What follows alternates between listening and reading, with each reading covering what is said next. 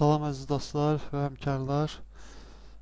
Bugünkü dərsimiz Exam 70-680 Chapter 6 Lesson 1 Configuring IPv4 olacaq. Bu özümüzdə biz IPv4 adreslərin idarə olunması və mənaları, həmçinin də IPv4 şəbəkələrinin qurulması barəsində danışacağıq. Bundan əlavə biz Network and Share Center və Netstat və Netsh əmr sətirləri, Windows Network Diagnostic kompüterlərin şəbəkəyə qoşulmaları, adların verilməsi, API protokolları və həmçində şəbəkənin çatışmazlıqların aradan qaldırılması barəsində öyrənəcəyik. IPv4 protokolu paketlərin çeşidlənməsi və çatdırılmasını idarə edir. Əgər paketlərin göndəriləcəyi qurğu başqa şəbəkədə yerləşirsə, onda paketlər həmin şəbəkəyə göndərilir. Əgər paket digər lokal şəbəkələrə göndəriləcəksə, onda IP protokolların sonuncu adresini yoxlayır və müvafiq marşrutun təyin olunması ilə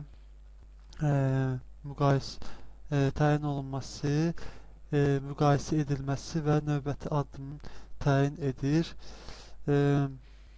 Biz, əgər istəsəz, siz də kompüterinizdə olan belə deyək, IP-lər haqqında məlumat əldə edə bilərsiniz. Yəni, bunun üçün biz CMD-ni sistem əmr sətrini, yəni sistem administratorun adını açacağıq.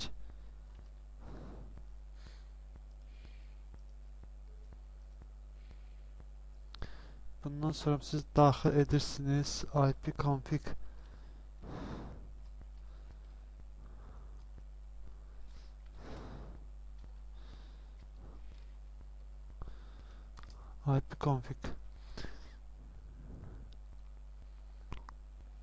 Gördüyünüz kimi burada bizdə qoşulmalar barəsində yəni məlumat verir Ethernet adapteri haqqında. Hal-hazırda məndə belə də internetə qoşulmadığıma görə məlumatlar yoxdur, amma siz bunu yəni internetə qoşularkən yazsanız, sizdə IP adreslər barəsində sizdə məlumat verəcək. Həmçinin siz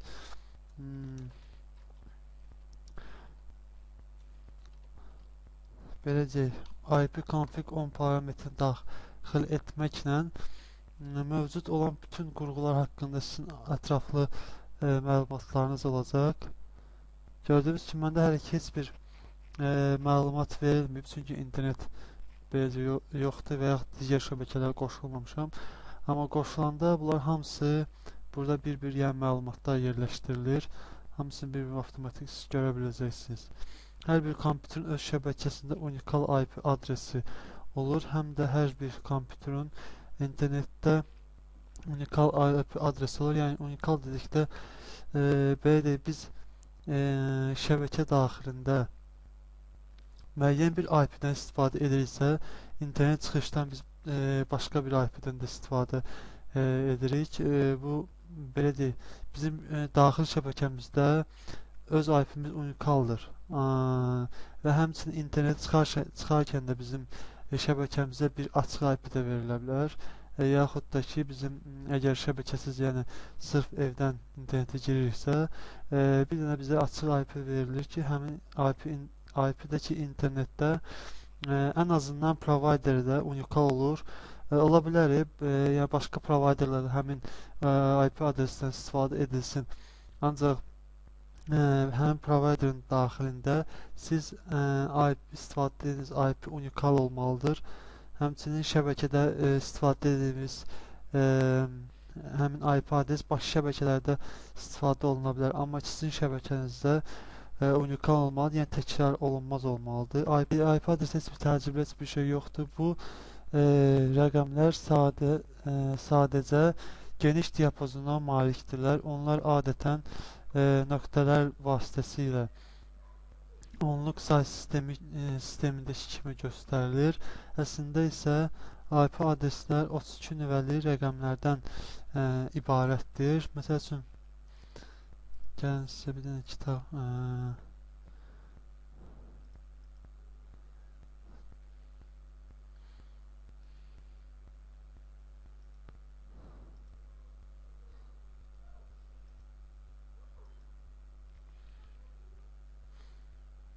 hər hansı bir IP adresə baxaq. Məsəl üçün, burada gördüyümüz kimi onluq ədədlərlə, belə deyək, onluq ədədlərlə yazılmışdı və nöqtələrlə ayrılmışdı.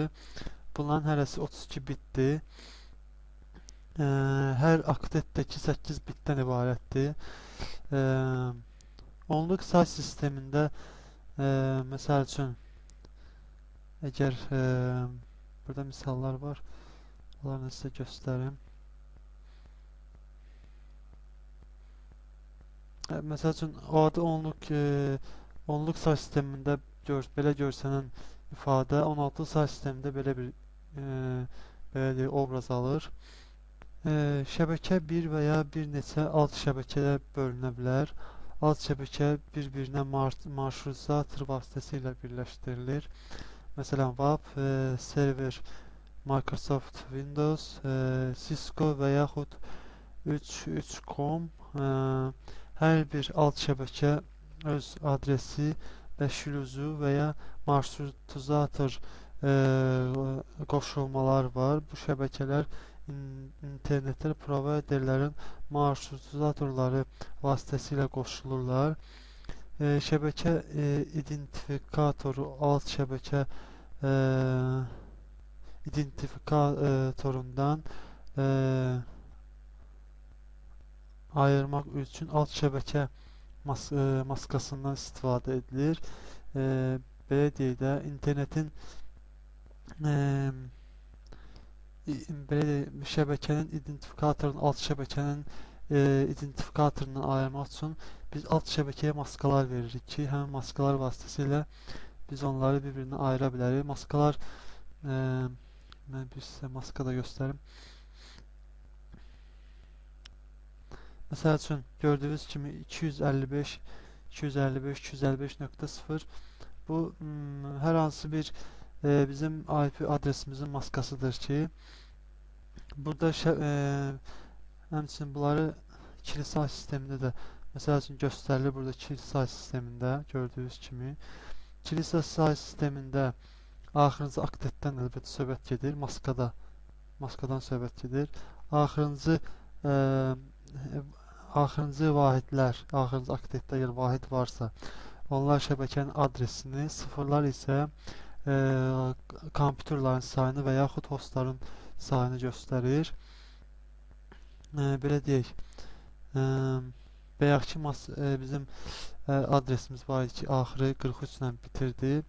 Əgər bu bizim gördüyünüz kimi bu bizim kompüterimizin adresidir. Bir kompüterimizin adresidir ki, ondan qabaqçılar isə 16, 16, 10, 16, 10, bu isə 0, bu isə bizim şəbəkəmizin adresi sayılır. Bu misalda kompüterin adresi bir ad altında yerləşdiyi üçün kompüterlərin sayı 254-ə qədər ola bilər. Demək, bunlar neçəyə qədər başlayır? 10, 16, 10, 210, 16, 10, 1 və 10, 16, 254-ə qədər davam edə bilər. 10, 16, 10.0 bu alt şəbəkənin adresidir. 255 isə o IP, yəni 10, 16, 10, 255 bu bizim eyni zamanda bütün kompüterlərə məlumat göndərmək üçün belə deyək, ayrıca saxlanılan bir adresdir ki, ora müraciət edən kimi biz bütün kompüterlərə eyni zamanda məlumatlarımızı çatdıra bilirik.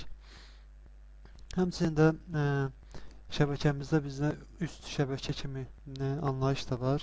Siz şəbəkənin alt və üst şəbəkəyə bölə bilərsiniz. alt şəbəkəyə daha kiçik alt şəbəkələrə bölmək üçün şəbəkənin maskasına vahidləri əlavə etməklə bunu edə bilərik. Yəni məsəl üçün bu bizim əgər maskamızsa burada hamısı 0 1 1 olacaq. Yəni 255 1-dir.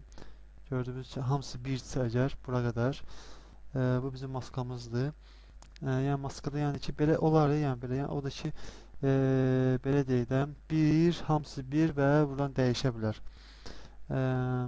Əgər belə deyək maskamızın yəni vahidlə əlavə etməklə fərz əks tərəfə isə vahidlərin əvəzinə 0 əlavə etsək, onda biz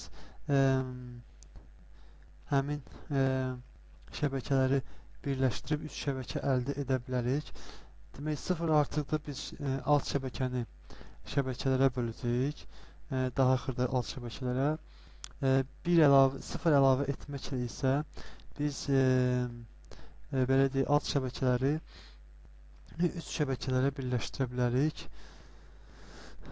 Alt şəbəkələri şəbəkənin məhsuldarlığını və kompüterlər arasındakı konfliktlər aradan qaldırmaq üçün nəzərdə tutulmuşdur.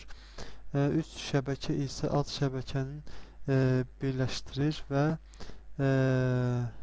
bir açıq IP yaranır ki, onun köməyi ilə siz digər şəbəkələrə, məsələn, internetə çıxış əldə edə bilirsiniz. Bir çox hallarda siz kompüter alt şəbəkədən marşrutizatorun IP paketlərin ötürür və oradan digər şəbəkəyə, məsələn, internetə daxil olur. Əsas şlüz alt şəbəkədən bir adresdir ki, onun köməyi ilə qurğular marşrutizator üçün marşrutizasiyası üçün tələb olunur. Bu nöqtə IP paketlərin alt şəbəkəyə tərk edir və bu nöqtədən alt şəbəkəyə IP paketlər daxil olur. Şəbəkə xidmətləri barəsində danışarkən mən sizə onu vurğulamaq istəyirəm ki, IPv4-ün qurulması və işləməsi bir neçə şəbəkə xidmətindən asılıdır. Ancaq kiçik şəbəkələri DP-çip və DNS klient kompüterlərin tərəfindən qoyula bilər. Hansıların ki ICS komponentinin qurulmuşdur. DP-çip IPv4 adreslərini kompüterlərə təyin etmək üçün hansıların ki IP adresləri avtomatik alınması qurulmuşdur. Onun köməyi ilə bir əsas şlüzə və DNS serveri IP adres təyin edə bilərik. DNS serveri isə lokal kompüterlərin və bütöv domen adlarının təyin edilməsi üçün tətbiq edilir. DNS sufiks DNS-in nümayəndəsi sayılır və onlar element ünvanlarda istifadə edilir. Əgər siz elektron ünvanlarla, yəni serveriniz varsa, DNS sufiks o elektron ünvanları bir hissəsi sayılır və ət işarəsindən sonra gəlir. API isə DP-çipdən almadıqda şəbəkənin qurulması üçün istifadə edilir. Əgər yəni şəbəkəmizdə DP-çipi yoxdursa, onda API-nin köməyi ilə biz avtomatik IP adresləri verə bilərik kompüterümüzə. Əgər sizin şəbəkənizdə heç bir başqa şəbəkəyə qoşulmayıbsa, onda sizə vacib deyil ki, DP-çipdən istifadə edəsiniz. Kompüterləri Ethernet kombinatorun birləşdirdikdə o özü avtomatik təyin edir. API bizə imkan verir ki, 169.256.0.1-dən 169.256.255.254-ə qədər IP adresləri verə bilərik və həmçinin alt şəbəkə maskasını 255.255.00 API digər şəbəkələr ilə əlaqə yaratmır və əsas şlüzə qoşulma vermir, belə deyək. Yəni ki, API-ni yalnız biz izolə olunmuş şəbəkələrimizdə istifadə edə bilərik ki, oradan da biz internetə çıxışımız, yəni məlum olduğu kimi internet çıxışımız olmayacaq və API-panın belə deyiləm, API-dan təyin etmək üçün baxan kimi bilə bilərik nəydən ki, ondan bilə bilərik ki, olan IP adresləri 169.254 ilə başlayır. Yəni buna baxan kimi biz bilərik ki, bu API-padır. NAT bir neçə qurğunu öz şəbəkəsindən bir açıq IP ilə internetə çıxış əldə edir. NAT protokolu daxili şəbəkədə istifadə olunur. IP adresləri internetdə çıxmaq üçün dəyişikliklərə uğradır. Yəni uğratmağa kömək edən xidmət alətidir. Sadə dildə desək, şəbəkəmizdə olan kompüterlərin hərəsinə ayrı-ayrı internet çıxmaq üçün IP yox, ümumi bir dənə çıxış IP-si verilir ki, kompüterlərimizdə onunla internetə çıxa bilirlər. Siz öz kompüterinizdən necə ki bunu başqalarından edirsiniz.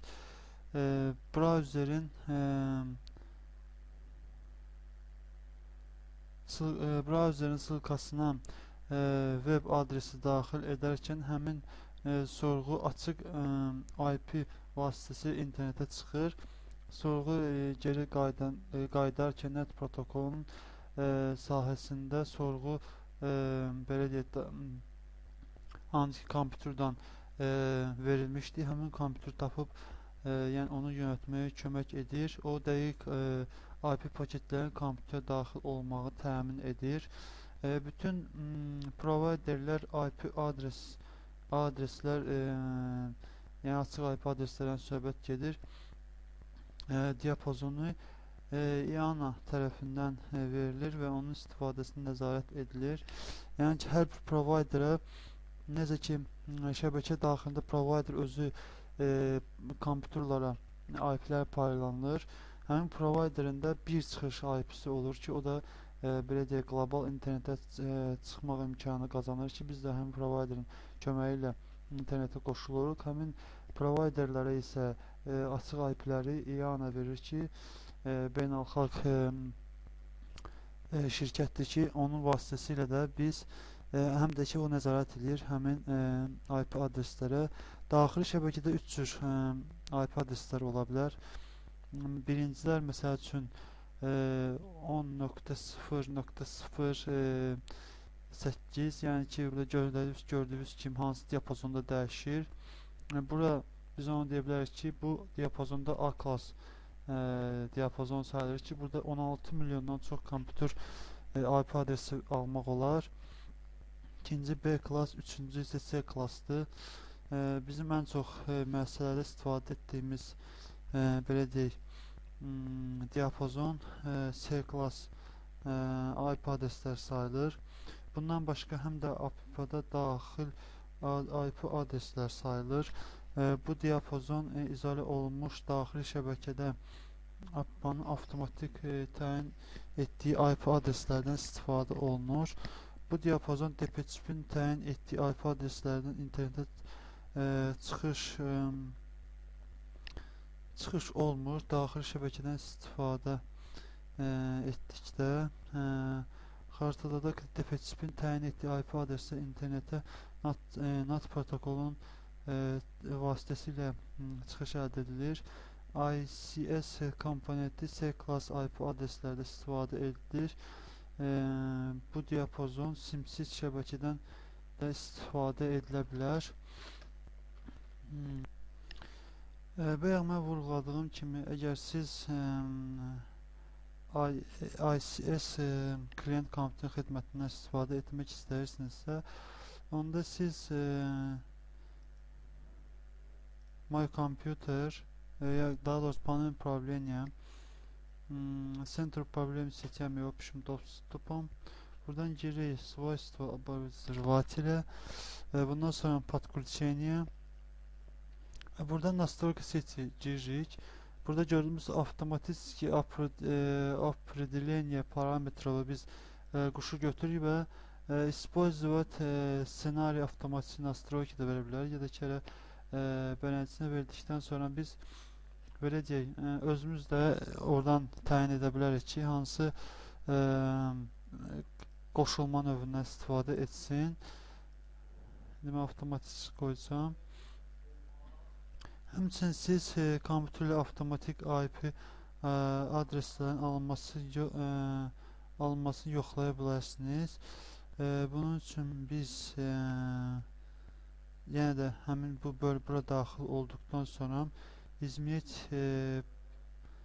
parametri adapterə daxil olduqdan sonra bunun üzərinə qoyub sağ düymə və svojstvasına girməklə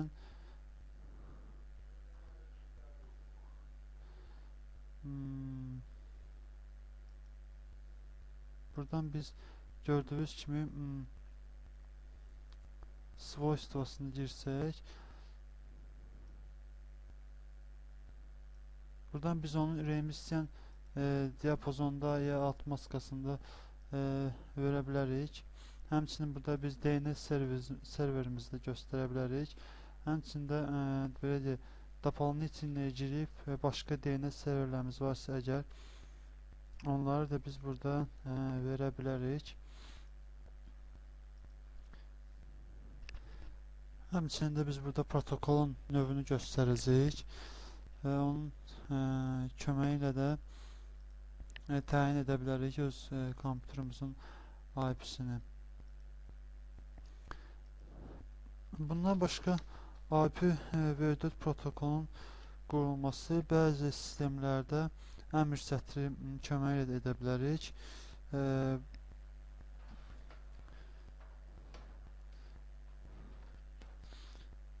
Əgər bunu mən edəcəm hələ ki öz virtual maşında, əgər biz IP adresimizi 10.0.0.11 kimi götürsək, əvvəlcə biz nə edirik? Əmr sətrini açırıq administratorun adı ilə.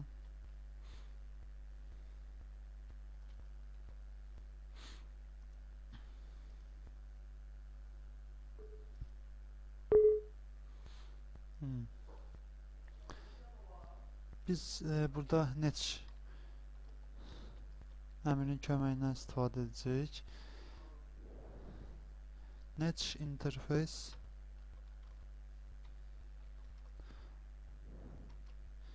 IPv4 seçirik. IPv4 sonra set address local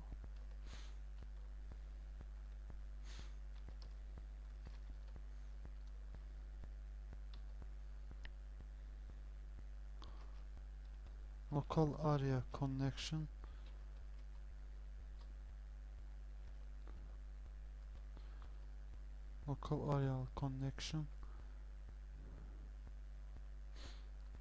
bundan sonra biz statik IP verəcəyik.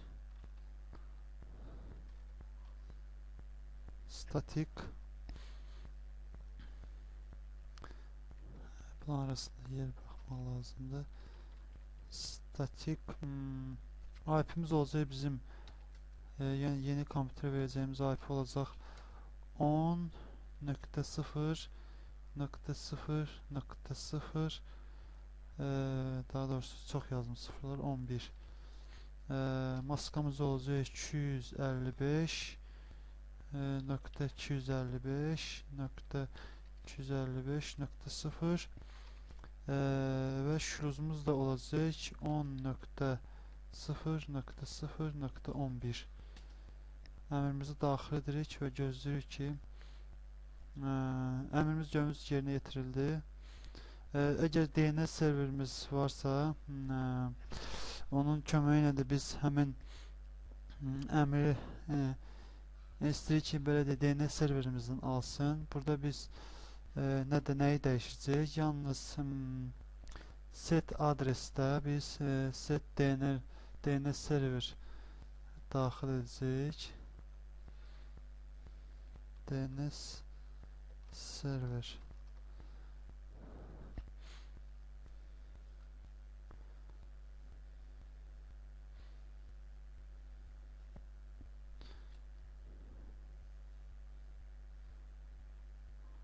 DNS server ve statik sözündən sonra maskaları pozacağıq buradan.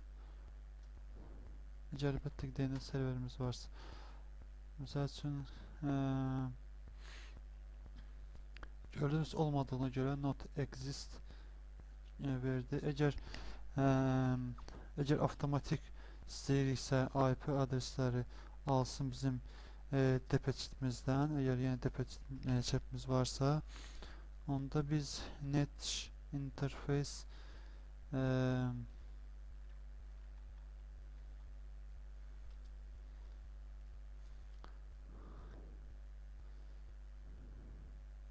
burada həmçinin biz adres də yaza bilərik. Həmçinin DNS server də yaza bilərik. Sonra name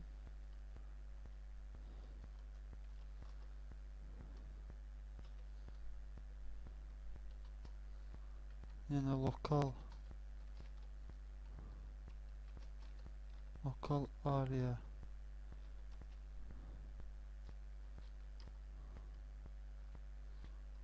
connection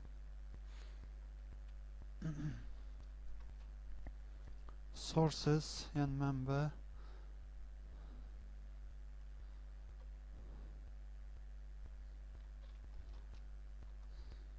DPChip'i göstərəcək burada.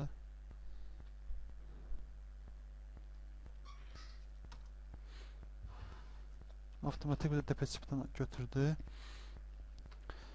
Bundan başqa bizim kompüterimizdə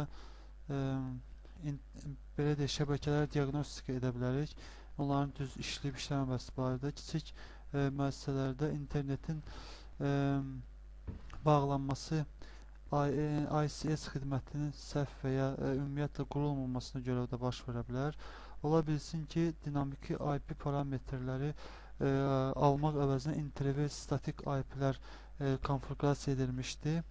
İki kompüterləri bir-birinə qoşarkən əmin olmaq lazımdır ki, network discovery qoşuludur.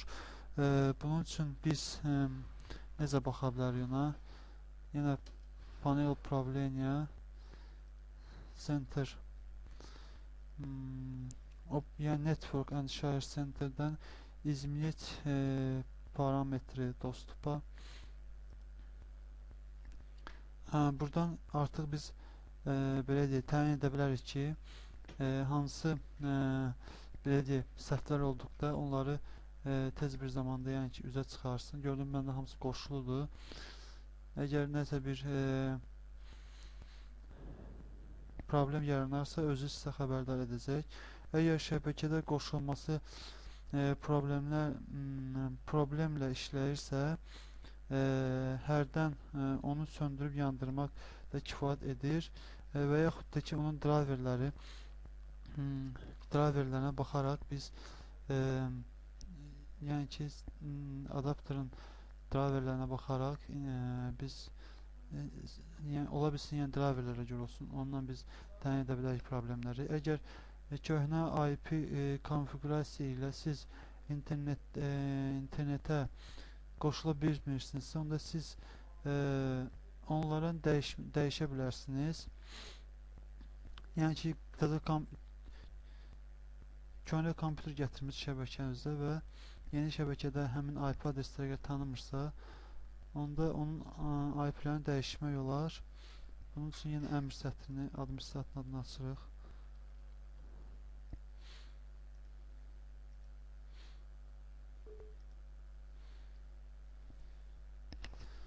Bundan sonra ipconfig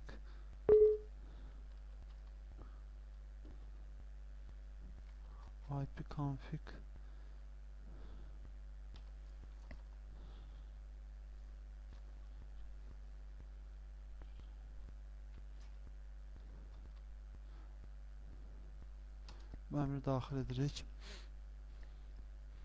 Bu əmr əlbəttə köhnə IP adresimizi təmizləyir və ondan sonra isə biz yeni IP adresimizi vermək üçün kompüter əmrimizi daxil edirik.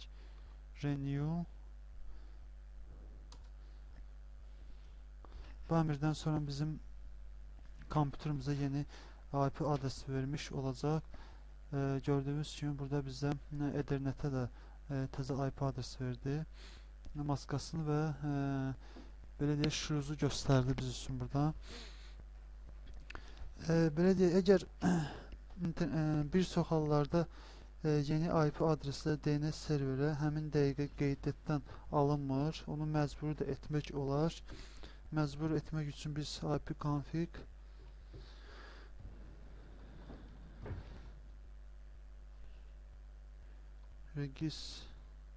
register DNS əmrini yerinə yetirməyimiz lazımdır. Bu əmrdən sonra isə əgər belə DNS serverimiz varsa, həmin serverimizdən məcburi qeydətdən keçəcək. Pinqləmə zamanı biz kompüterlərimizi və açıq IP-lər barəsində, yəni ki, məlumat tapa bilərik. Bu problemləri kompüterlərin DNS xidməti və ya DNS serverinin özü ilə bağlı ola bilər. Həm də siz ping verdikdə bu negativ hal keçiddə öz əksini tapır və DNS serverə belə problem aradan qaldırmasına 30 dəqiqə ərzində, yəni pingin nəticələri eyni olacaq. Əgər siz 30 dəqiqə gözləyə bilmərsinizsə, onda ipconfig flash DNS əmrini daxil etmək lazımdır.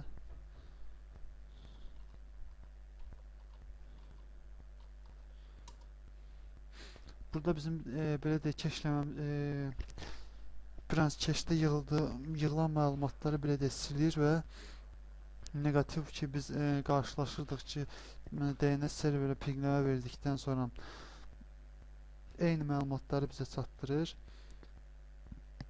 Həmin negativ halın qarşısını alacaq. Windows'un şəbəkələri diaqnostika vasitələri barəsində biraz söhbət açmaq istəyirəm. Yuxarıda sadaladığım bayaqki faktlar bazanın əsas hissəsini təşkil edir və unikaldır. Ancaq heç bir nəticə vermədikdə siz problemi avtomatik həll etmək üçün Windows Network Diagnostic sizə lazım olacaq. Məsəl üçün internet səhifəsini açsaq, hər hansı internet səhifəsini açsaq,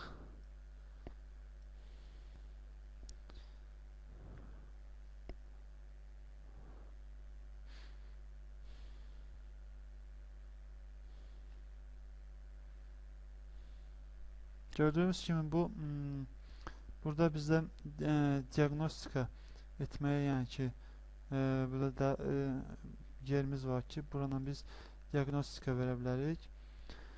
Bu birinci növbədə bizim kompüterimizin internetlə bağlı problemlərimizi buradan avtomatik aradan qaldıra bilərik. Bundan başqa biz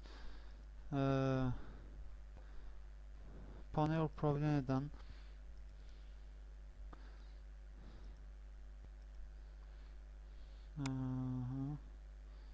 Center управления Network and Share Center. Buradan biz izimli parametre adaptera giririk. Daha doğrusu səhv girdim. Change adapter setting.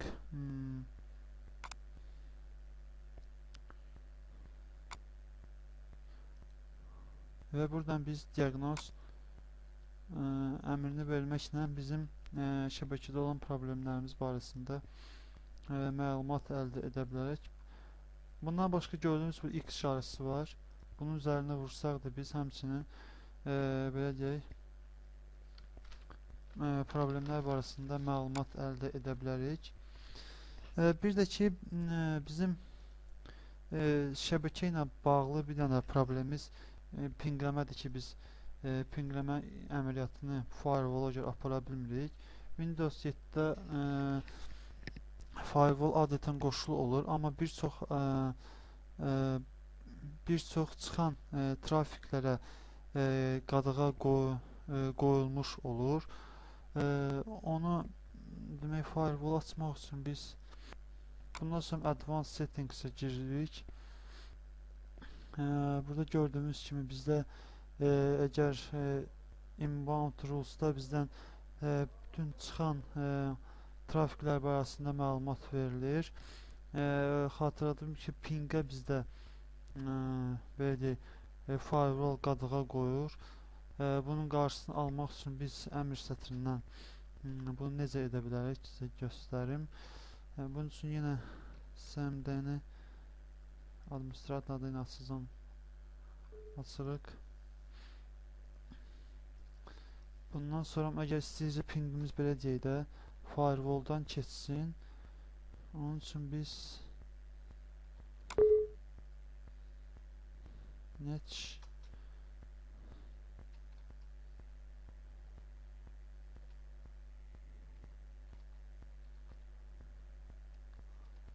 firewall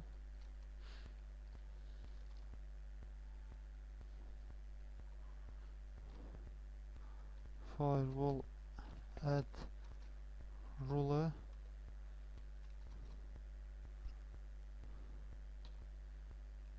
name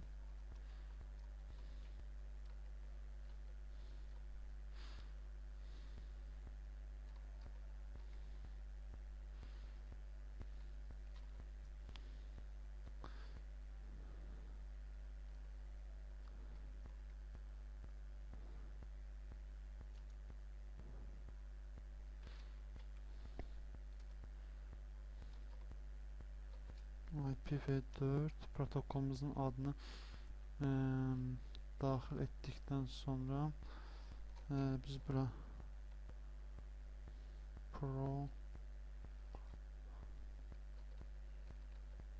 protokol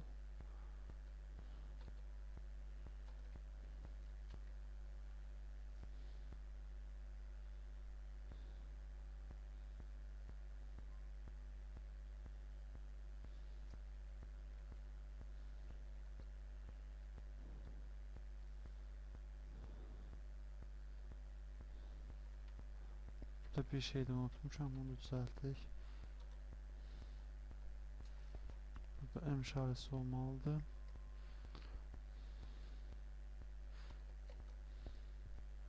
Bundan sonra any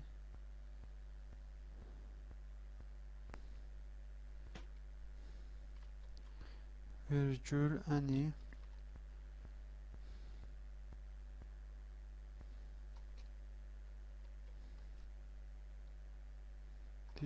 in action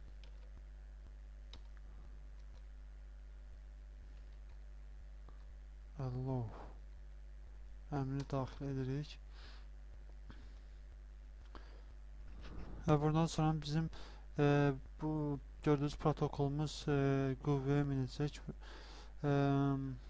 Sonda mən sizə şəbəkə statistikası barəsində məlumat vermək istəyirəm. Əgər şəbəkənin aşağı məhsuldarlığı bilmək istəyirsinizsə, onda siz şəbəkə qoşulmaları, protokollar və s. haqqında məlumatlar almalısınız. Bunu biz Netstatın köməyi ilə edə bilərik. Netstat bizə imkan verir ki, biz açıq portlar, Ethernet, IP marşruzator cədvəli, IPv4 və IPv6 haqqında statik məlumatlar əldə edə bilək. Netstat parameters əmr sətini daxil etsək, onda siz yalnız aktiv qoşulmalar barəsində məlumat ala biləcəksiniz. Məsələn, yenə netstat əmrini daxil edək. Gördüyünüz kimi burada bizdə heç bir qoşulma olmadığına məlumat çıxmadı. Bizim kitabımızda ayrı-ayrı komponentləri barəsində verilib məlumatlar. Məsəl üçün mən nə barədə istəyirəm məlumat əldə edim? Ethernet və bütün portlar haqqında məlumat əldə etmək üçün netstat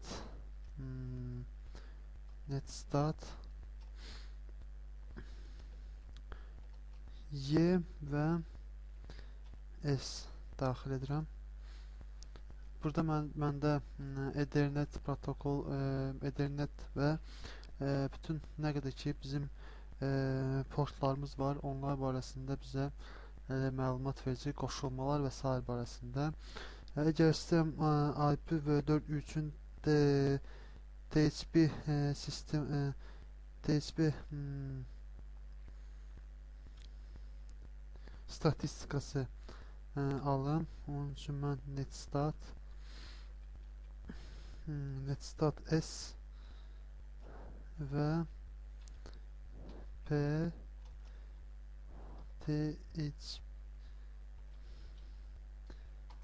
daxil edirəm və burada məndə IPv4 üçün TP-çip statistikası öz əksini məlumatları görürsün, əldə etmiş oluram. Bayaq mən sizə dediyim kimi burada bütün elementlər barəsində səhifə 320-də siz bütün o nə qədər ki Netstatla statistika əldə etmək olur, bütün burada parametrlər göstərilib ki, onların vasitəsilə siz protokolları